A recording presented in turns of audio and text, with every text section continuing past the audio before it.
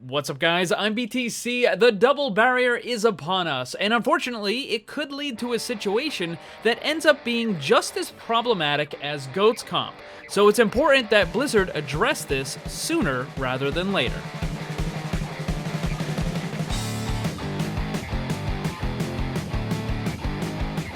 Back when GOATS comp and the triple tank, triple support lineup started, I don't think many people believed that it would last as long as it did. Most Overwatch meta lasts for only a couple of months or a few seasons. GOATS comp, however, lasted for over a year and was so dominant that almost nothing else could really compete against it. Even after dozens of nerfs to various characters and armor in general, the GOATS comp still remained. It didn't ever fully go away until finally with the introduction of the roll queue system that just simply prevented you from having more than 2 tanks.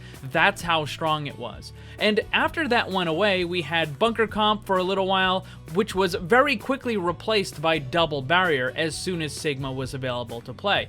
It should be mentioned that there are some nerfs on the PTR, but if anything, that's going to make double barrier even stronger. Yes, Sigma gets a minor damage nerf, but the other changes are far more important. Namely, Symmetra, who is a strong counter to double barrier, is getting a damage nerf that's pretty significant, and Zarya is also getting a very large damage nerf. While Zarya doesn't counter the double barrier, it does make other tank combinations weaker because of it. If there was a chance that Reinhardt and Zarya being competitive against the double barrier was going to happen, well, that just got a little bit weaker because of those Zarya nerfs. The immediate reaction, and something that I see brought up quite often, is that Blizzard just needs to nerf barriers and it will solve the problem. But I don't think that's the case. In fact, I think it would actually make it worse, and this is kind of a similar situation to what was going on with GOATS comp, and that might not make sense right this second. Trust me, let me explain. See, the thing with GOATS comp is that it couldn't exist until Brigitte was added to the game, and that's because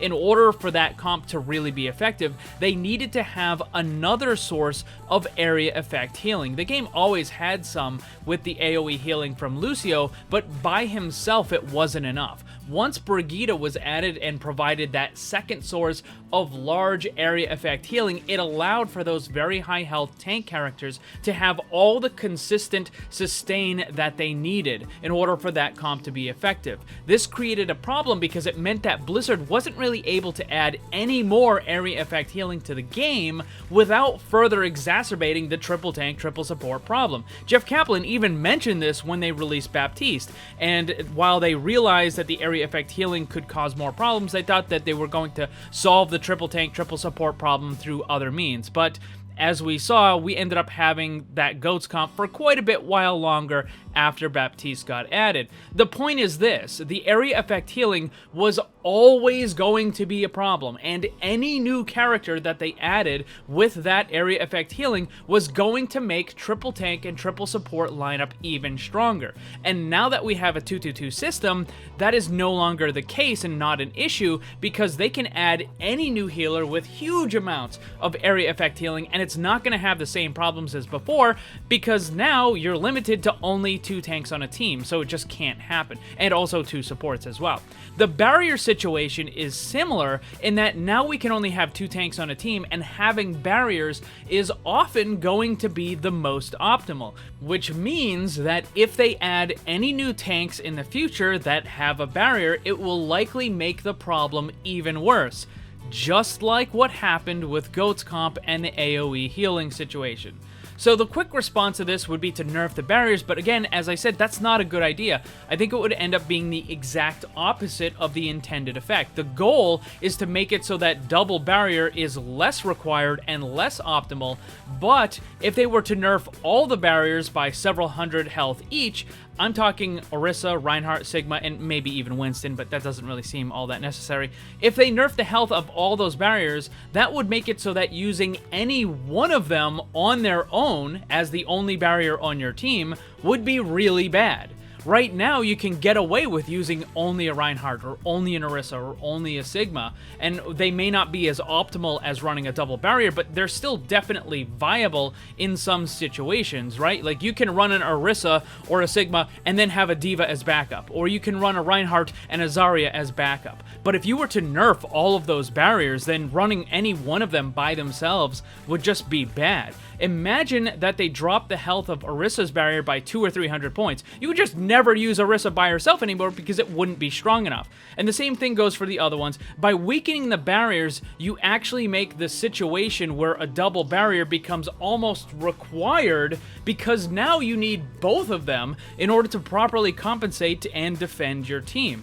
But as I said, I think the issue should be addressed now instead of waiting until it's a bigger problem down the road when they decide to add a new tank with another barrier. Because sure, right now, Orisa and Sigma are very powerful, but what's going to happen when that new tank gets added? Maybe it's going to be Maga, right? Because in the lore, it seems like he has a barrier. So they add Maga, he has a barrier, and now instead of running Orisa and Sigma, you run Orisa and Maga. Or instead of running that, you run Sigma and Maga, or Reinhardt and, you know, whatever it is, you still run the double barrier, and every single time they add a new tank who doesn't have a barrier, then it's just not going to be as good. And when they do release a tank that does have a barrier, then it just makes the problem even worse. You see what I mean here?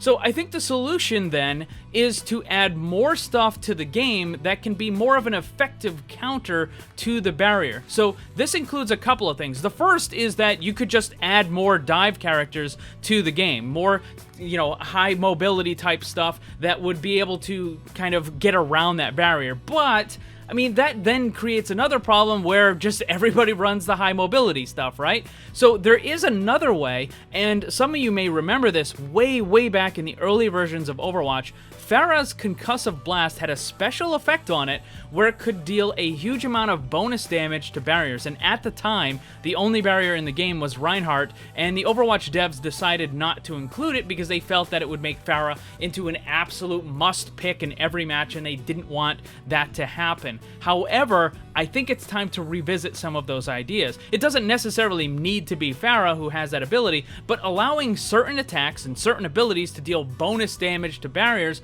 might allow Blizzard to more evenly balance the barriers without making them individually too weak to run by themselves. Now, whenever I make hero concepts, I like to have a consistent theme among the different characters. Anything related to Vishkar uses Hard Light, anything related to Los Mortos uses Lifesteal, so on and so on and so on. Now, you might know that both Pharah and Soldier get all of their equipment from some place called the Helix Company, and as you can easily tell, they both use rockets as well. This is why Soldier's attack is called the Helix Rocket, because he stole it from him. Now, this stuff doesn't need to be confined only to characters who have a connection to Helix, but it certainly would be a good start.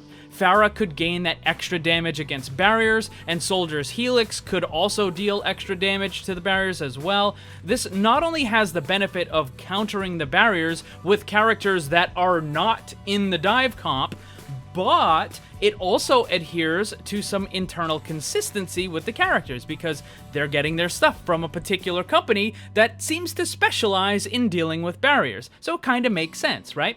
Also, it certainly couldn't help Soldier 76 because right now the character's in a pretty tough spot as it is, right? I mean, he's pretty much useless against double barrier, and I mean, let's be honest, he's not even all that effective against single barrier either. So this sort of system would give Blizzard the mechanics they need in order to balance the strength of barriers without making the individual characters too weak to stand on their own. And as it is now, the best way to counter the double barrier is to run a mirror match with your own double barrier. A second and less effective method is what I mentioned earlier, where you just run dive and ignore the barrier altogether. But again, you're better off just running your own double barrier. It's just going to be more effective most of the time. And this is a larger issue with the Overwatch meta in general, where oftentimes the best way to counter the meta team comp is to just run a mirror match, but that's an issue for a whole nother video.